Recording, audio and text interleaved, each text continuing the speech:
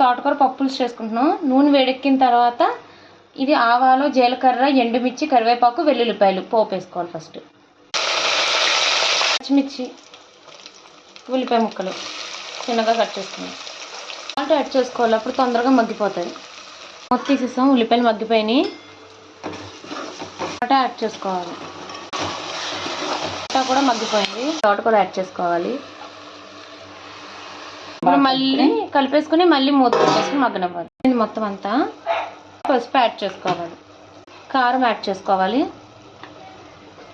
సాంబార్ పొడి వేసుకోవాలి 2 స్పూన్లు. 2 స్పూన్లు. పచ్చిశనగపప్పుని అలా ఉడకపెట్టుకుని పచ్చిశనగపప్పు వేసుకోవాలి. స్మాష్ కొంచెం ఉండగా ఇప్పుడు చింతపండు పులుసు యాడ్ చేసుకోవాలి.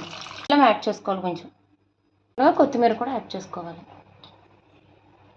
ఇలా మరుగుతూ ఉంది. బాగా మరిగిపోయింది. తోటకూర పప్పు పులుసు రెడీ. సబ్స్క్రైబ్ చేయండి.